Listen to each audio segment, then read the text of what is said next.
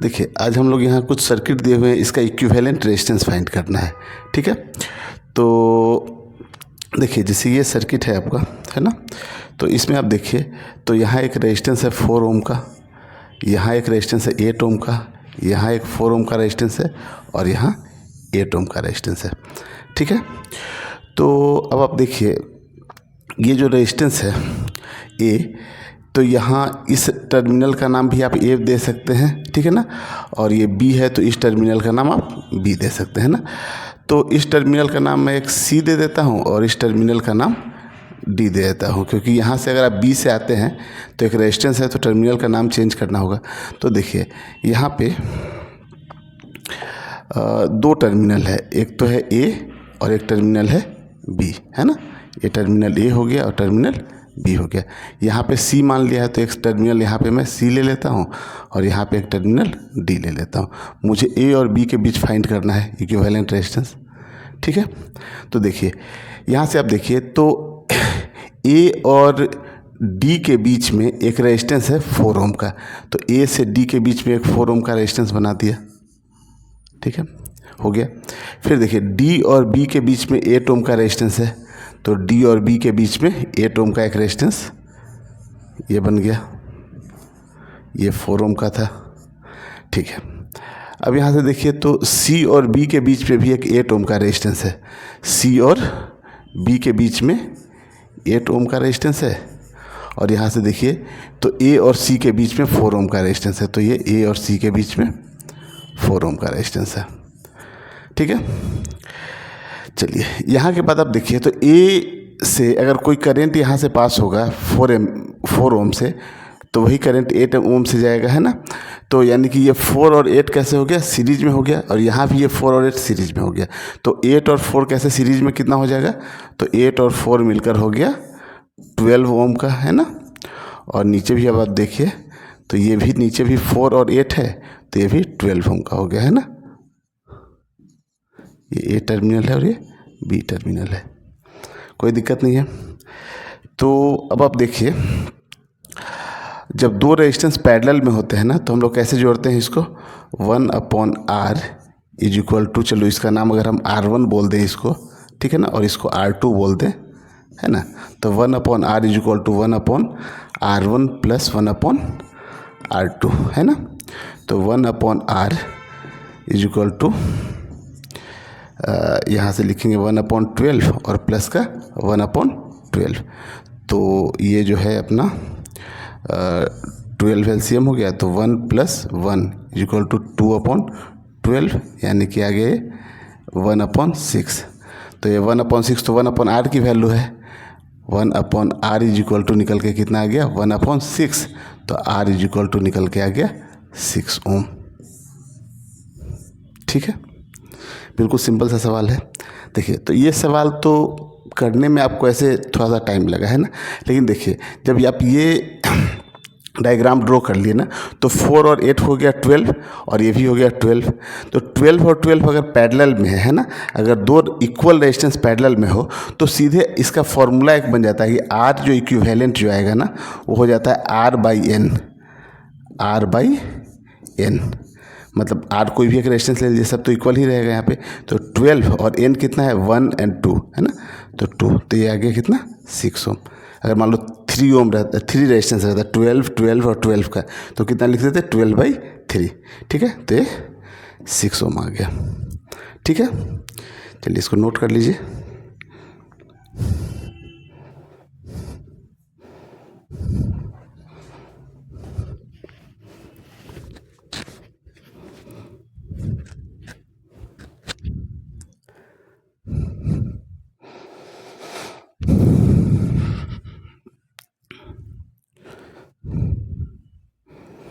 चलिए अब next question देखते हैं। देखिए यहाँ भी आप लोग को ए और बी के बीच में इक्विवेलेंट रेजिस्टेंस निकालना है ना, R निकालना है, R equivalent A and B के बीच में। ठीक है ना, तो देखिए फिर हम लोग यहाँ देखते हैं, वैसे ही नेमिंग करते हैं। तो देखिए सबसे पहले क्या है, पहले देखिए, आपको क्वेश्चन में यहाँ दिख गया कि ये ए है ना। तो आप ए से अगर यहाँ तक जाइए इस पॉइंट तक, तो आपको कोई रेजिस्टेंस नहीं मिला इसके बीच में, तो इस टर्मिनल का भी आप नाम क्या दे देंगे, ए। फिर यहाँ से आप आगे बढ़े, यहाँ आए, यहाँ तक भी, यहाँ से यहाँ तक कोई रेजिस्टेंस नहीं मिला, तो इस टर्मिनल का भी नाम आप ए दे दीजिए, ठीक है ना। अच्छा, अब यहाँ से देखिए कोई रेजिस्टेंस है, फिर अगर इस टर्मिनल का नाम बी है तो आप इस टर्मिनल का भी नाम बी दे सकते हैं, ठीक है। ठीक है, अब इसके बाद तो रेजिस्टेंस आ गया। अब देखिए, यहाँ पे आने के लिए हम लोग को किसी न किसी रेजिस्टेंस के थ्रू ही जाना होगा, तो इस टर्मिनल का नाम आप अलग से दे देते हैं, सी दे देते हैं। अब देखिए, ये रेजिस्टेंस, अब जितने भी रेजिस्टेंस है किसी न किसी टर्मिनल के बीच में है, तो उसका नाम आपको पता है। ये रेजिस्टेंस ए सी के बीच है, ठीक है ना। ये रेजिस्टेंस जो है 5 ओम का ए सी के बीच है, ये 5 ओम का रेजिस्टेंस भी ए सी के बीच हो गया। ये जो 5 ओम का रेजिस्टेंस है ये बी सी के बीच है, और ये 5 ओम का रेजिस्टेंस जो है ना ए बी के बीच है ना। ये 5 ओम का रेजिस्टेंस ए बी के बीच है। समझ में आ रहा है चीज़। तो देखिए, तो हम लोग को रेजिस्टेंस किसके किसके बीच फाइंड करना है, ए और बी के बीच, है ना। तो देखिए, दो टर्मिनल यहाँ पहले तो आप बना लीजिए, एक टर्मिनल है ए और एक टर्मिनल है बी, और बीच में एक और टर्मिनल आ रहा है वो है सी, ठीक है। अब देखिए, अब हम लोग के पास ए से सी के बीच में एक रेजिस्टेंस है। देखिए, ये वाला रेजिस्टेंस ले लेते हैं, ए सी के बीच में एक रेजिस्टेंस है ये, ठीक है, 5 ओम का, तो यहाँ 5 ओम लिख देते हैं ए सी के बीच। दूसरा एक और रेजिस्टेंस देखिए, ये भी ए सी के बीच में ही है, 5 ओम का, ये रेजिस्टेंस भी ए और सी के बीच में है। तो चलिए 5 ओम के का एक और रेजिस्टेंस हम बना लिए ए और सी के बीच में, ये भी 5 ओम का रेजिस्टेंस है, ठीक है ना। दो रेजिस्टेंस हो गया। ये रेजिस्टेंस बी और सी के बीच है, ये रेजिस्टेंस बी और सी के बीच है 5 ओम का, तो बी और सी के बीच में एक 5 ओम का रेजिस्टेंस बना लिए, है ना। अच्छा, ये रेजिस्टेंस है ए और बी के बीच में, ये जो 5 ओम का रेजिस्टेंस है ए और बी के बीच में है, यानी कि यहाँ से आप चलिए और एक ए और बी के बीच में 5 ओम का रेजिस्टेंस ये है, ठीक है ना। यहाँ तक डायग्राम समझ में आ रहा है। अब सब जितने भी रेजिस्टेंस है ये ए और बी के बीच में था, इसको भी मैंने यहाँ पे ड्रॉ कर लिया इस डायग्राम में। तो देखिए, अब आपको सब समझ में आ रहा है कि कौन कौन सीरीज में और कौन पैरेलल में है। तो देखिए, ये 5 ओम और 5 ओम ये दोनों मिलकर जो है पैरेलल में पहले एक रेजिस्टेंस बनाएंगे। तो 5 और 5 अभी बताए थे कि R/N होता है, तो 5/2 हो जाएगा, तो 2.5 ओम का हो जाएगा। तो देखिए, ए और सी के बीच में एक तो ये हो गया 2.5 ओम का, ठीक है ना, ये दोनों मिलकर, है ना। और ये रेजिस्टेंस जो है यहाँ से बी और सी के बीच में तो है ही एक 5 ओम का, और नीचे से एक और ये रेजिस्टेंस जो जा रहा है ना, ये भी 5 ओम का है ना। कोई दिक्कत नहीं यहाँ पे। तो देखिए, अब ये 2.5 ओम और 5 ओम ये दोनों मिलकर कितने हो गए, 7.5 ओम, है ना। तो ये दोनों मिलकर हो गए कितने, 7.5 ओम के, और नीचे एक और है 5 ओम का, है ना। अब यही दो टर्मिनल है ए और बी, और ये 5 ओम है, ठीक है ना। तो अब हम लोग इसको सिंप्लीफाई कर लें। तो देखिए, ये दोनों कैसे हो गए, पैरेलल में हो गए। 7.5 को आप चाहिए तो कितना लिख सकते हो, 15/2 भी लिख सकते हो, है ना। तो 1/R equivalent is equal to 1/15/2 लिखेंगे। तो 15 और अपॉन 2 यहाँ लिख देते हैं, ठीक है ना। और प्लस का कितना हो जाएगा, 1/5, है ना। तो यहाँ से देखिए 15 आ गया, तो ये 2 और प्लस 3 टाइम्स में तो 3, तो 3/15, ठीक है। ये 1/R इक्विवेलेंट की वैल्यू है, तो 1R इक्विवेलेंट की जो वैल्यू निकल के आ जाएगी, ठीक है ना। वो कितनी हो गई, इससे कैंसिल कीजिए आप, 5 टाइम्स में होगा, तो ये 5 आ गया, है ना। तो ये 5 ओम इसका आंसर है, ठीक है। नोट कर लीजिए क्वेश्चन नंबर 2, ठीक है ना। यहाँ पे ए और बी के बीच आपको रेजिस्टेंस निकालना था, टर्मिनल ए और टर्मिनल बी के बीच में इक्विवेलेंट रेजिस्टेंस, ठीक है। चलिए, अब यहाँ देखिए नेक्स्ट क्वेश्चन पे आते हैं। यहाँ पे इस क्वेश्चन में देखिए, तो ए और बी के बीच ही आपको फाइंड करना है। फाइंड, क्वेश्चन यही कह रहा है, क्वेश्चन नंबर 3, फाइंड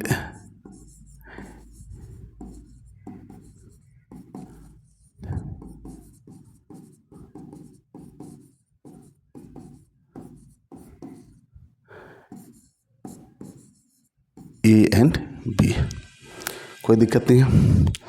तो चलिए फिर से हम लोग नेमिंग करते हैं ऐसे ही, ठीक है। देखिए इस टर्मिनल का नाम ए है, तो ये टर्मिनल का नाम भी आप ए दे दीजिए। यहाँ से यहाँ तक कोई रेजिस्टेंस नहीं है, ठीक है। ये सबसे अच्छा प्रोसेस है, मतलब आपको इससे समझ में आ जाता है कि कौन सा पैरेलल है कौन सा सीरीज है, ठीक है। तो ए दे दिए। इस टर्मिनल का नाम आप बताइए क्या दें। जब ये ए है और यहाँ से यहाँ तक कोई भी रेजिस्टेंस नहीं है तो इस टर्मिनल का भी आप नाम ए दे देंगे, कोई दिक्कत नहीं है। चलिए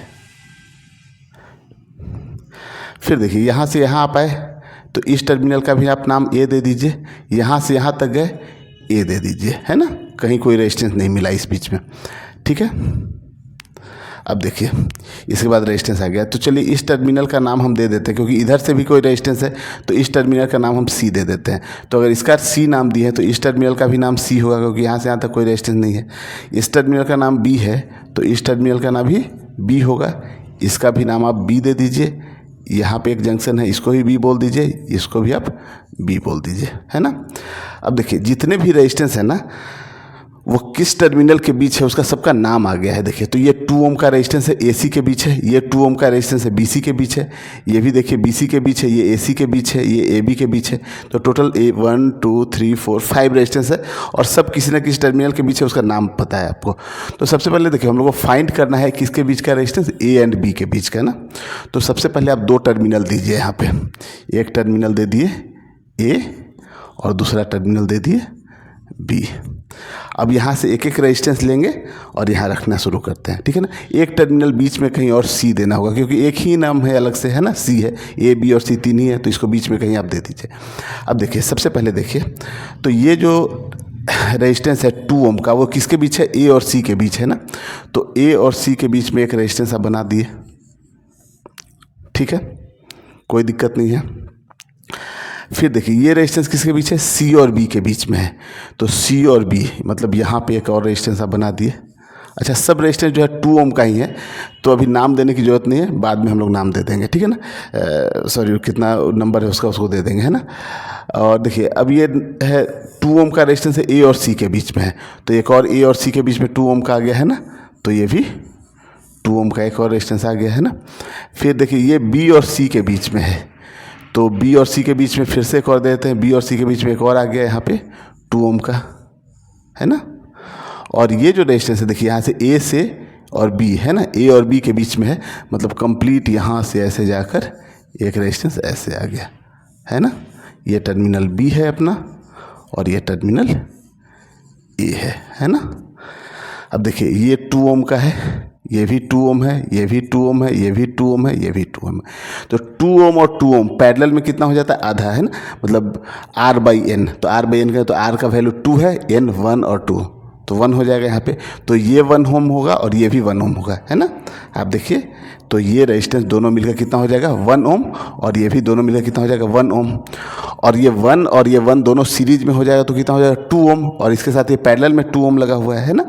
तो ये दोनों मिलकर देखिए आप कितना बना 1 ओम का हो गया, ये भी दोनों मिलकर कितना हो गया 1 ओम का हो गया, और नीचे में इसके कितने हैं 2 ओम का है ना। और यही 2 टर्मिनल है A और B, ठीक है ना। तो देखिए तो ये 2 हो गया, ये दोनों मिलकर कितना हो गया 2 और 2। तो हम लोग जानते हैं कि ये 2 हो गया और ये 2 और 2 और 2 पैरेलल में कितना हो जाता है 1 हो जाएगा, है ना। तो R इक्विवेलेंट जो निकल के आ गया वो 1 ओम आ गया आंसर, कोई दिक्कत नहीं है, ठीक है। तो बहुत आसान क्वेश्चन होता है ये सब, ठीक है। थोड़ा सा एक बार अच्छे से आपको समझने की ज़रूरत है, ठीक है। अच्छा अब इस क्वेश्चन को देखिए, इसमें क्या है कि थोड़ा आप देखिए साफ दिखेगा, यहाँ देखिए बहुत आसान क्वेश्चन है, ठीक है। देखने में आपको पता नहीं लगता है स्टार्टिंग में कि ये कौन सीरीज में है और कौन पैरेलल में है ना। बहुत ही आसान क्वेश्चन है। देखिए वैसे ही हम लोग नेमिंग करते हैं फिर से यहाँ पे, ठीक है। तो देखिए ये टर्मिनल A है, तो ये टर्मिनल क्या हो गया A हो गया, तो ये भी टर्मिनल क्या हो गया A हो गया, और ये भी टर्मिनल हो गया A, ठीक है। ये टर्मिनल B है तो ये भी B हो गया, ये भी B हो गया, और ये भी B हो गया, तो जितने, अब यहाँ देखिए जितने भी रेजिस्टेंस है, देखिए ये रेजिस्टेंस किसके बीच है, ए बी के बीच है, ये भी ए बी के बीच है और ये भी ए बी के बीच है। मतलब तीनों रेजिस्टेंस कैसे हो गए, पैरेलल में हो गए। तो हम लोग पैरेलल में जब तीनों हो गए, समझ में आ रहा है चीज़ कि तीनों रेजिस्टेंस जो है ए बी के बीच में, मतलब अगर इस टर्मिनल का नाम हम ए दे दें और इधर इस टर्मिनल का नाम बी दे दें, ठीक है। तो यहाँ से आप देखिए तो तीन रेजिस्टेंस आपके पास पैरेलल में है, एक ये हो गया, एक ये हो गया, एक ये हो गया। तो 12 है, 15 है और 20 है। तो 1/r is equal to 1/r1 plus 1/r2 plus 1/r3। LCM लीजिए, वैल्यू रख लेते हैं यहाँ पे, ठीक है। तो देखिए 12 है, 15 है, 20 है, तो एलसीएम कितना हो गया 60। तो 60 एलसीएम हो जाएगा, ठीक है ना। तो वैल्यू कितना हो जाएगा 12 5 प्लस 4 प्लस 3 है ना। तो ये निकल के आ गया कितना 5 4 9 12/60। तो ये 5 टाइम्स में है ना, यानी कि 1/r की वैल्यू जो निकल के आ गई 1/r 5 आ गई है ना। तो r इक्विवेलेंट जो निकल के आ गया वो कितना हो गया 5 ओम, ठीक है। ये आपका करेक्ट आंसर है, ठीक है। नेक्स्ट क्वेश्चन देखिए, इसको भी उसी तरीके से हम लोग सॉल्व करते हैं। तो इस क्वेश्चन को पहले आप खुद से ट्राई कीजिएगा, उसके बाद से जो है ना सॉल्यूशन देखिएगा। तो चलिए मैं सॉल्यूशन इसका कर देता हूँ। अब देखिए ये टर्मिनल ए है और बी है, ये टर्मिनल का नाम अगर बी है तो ये भी टर्मिनल क्या हो गया बी हो गया। यहाँ से यहाँ तक कोई रेजिस्टेंस नहीं, बी हो गया, यहाँ भी बी, ये भी बी, यहाँ भी बी, यहाँ भी बी, यहाँ भी बी। मतलब ये बाहर के जितने भी टर्मिनल हैं कहीं कोई रेजिस्टेंस नहीं मिला तो हर एक टर्मिनल का नाम बी दे देते हैं हम लोग, है ना। इस टर्मिनल का नाम ए बताया गया है ना, ये टर्मिनल जो है वो ए है। तो देखिए ये टर्मिनल बी है, ये ए बी के बीच में है, ये भी ए बी के बीच में है, ये भी ए बी के बीच में है, ये भी ए बी के बीच में है। तो चारों रेजिस्टेंस कैसे हो गए, पैरेलल हो गए, है ना। तो चारों रेजिस्टेंस जब पैरेलल हो गए तो 1/r इज इक्वल टू हम लोग लिख सकते हैं कि 1/, देखिए कितना कितना है 2 4 6 8। तो 1/2 प्लस 1/4 प्लस 1/6 प्लस 1/8 है ना। तो एलसीएम ले लीजिए, 24 एलसीएम हो जाएगा। तो 12 प्लस 6 प्लस 4 प्लस 3 है ना। तो 12 और 6 कितना हो गया 18 और 20 2 25 25/24 1/r की वैल्यू है। तो r इक्विवेलेंट निकल कर आ गया 24/25, ठीक है ना। चारों रेजिस्टेंस जब पैरेलल में थे, ठीक है ना, तो मतलब अपन एक टर्मिनल ए बना लेते और एक टर्मिनल यहाँ बी बना लेते। तो 4 रेजिस्टेंस थे यहाँ पे,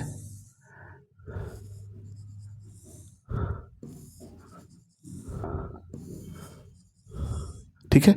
ये 2 4 6 8, तो 2 4 6 8 है ना। अब इस चारों को पैरेलल में जोड़ लिए हम लोग, कैसे है देखिए एलसीएम लिए, ठीक है। 2 यहाँ से 4 से 6 टाइम्स में, 6 से फिर 4 टाइम्स में, फिर 8 से 3 टाइम्स में, है ना। तो यहाँ देखिए तो 12 6 18 22 25, ठीक है। तो बिल्कुल करेक्ट आंसर है ये, ठीक है। चलिए तो ये सर्किट एनालिसिस के हम लोगों ने 5 क्वेश्चन देखे।